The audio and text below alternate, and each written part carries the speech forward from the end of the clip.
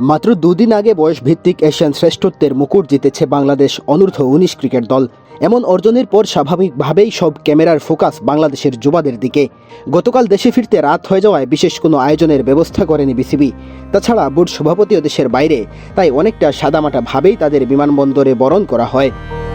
আজ সকাল থেকে মিরপুরে গণমাধ্যম কর্মীদের অপেক্ষা থাকলেও ক্রিকেটারদের নিয়ে কোনো বিশেষ আয়োজন করেনি বিসিবি। তবে দুপুরের দিকে একাডেমি ভবন থেকে বের হয়ে আসেন ক্রিকেটাররা। ভবনের সামনেই খোশ গল্পে মেতে ওঠেন তারা। বয়সভিত্তিক টুর্নামেন্টেই পেয়েছেন শিরোপার স্বাদ। টানা দ্বিতীয় শিরোপা ঘরে তোলার পর তাদের শরীরী ভাষায় চ্যাম্পিয়ন হওয়ার ছাপ।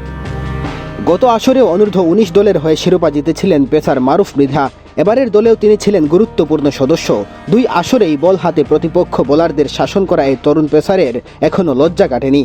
তাই ক্যামেরা দেখে লাজুকি ভঙ্গিতে হাত নাড়িয়ে আবারও ছুটে গেলেন নিজের গন্তব্যে।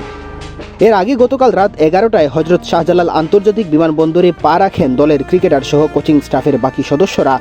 পরে উপস্থিত গণমাধ্যম কর্মীদের সঙ্গে কথা বলেন যুব এশিয়া কাপ জয়ী দলের অধিনায়ক আজিজুল হাকিম তামিম। ট্রফি পাশে রেখে সেখানে অধিনায়ক তামিম শোনালেন পরবর্তী গন্তব্যের কথা। এদিকে চ্যাম্পিয়ন হওয়ার পরই তামিম সুখবর পেয়েছিলেন। বিসিবি আয়োজিত এনসিএল টি-20তে তাকে দলে ভিড়িয়েছে খুলনা বিভাগ। আজ দলের সাথে যোগ দেওয়ার কথা রয়েছে তার।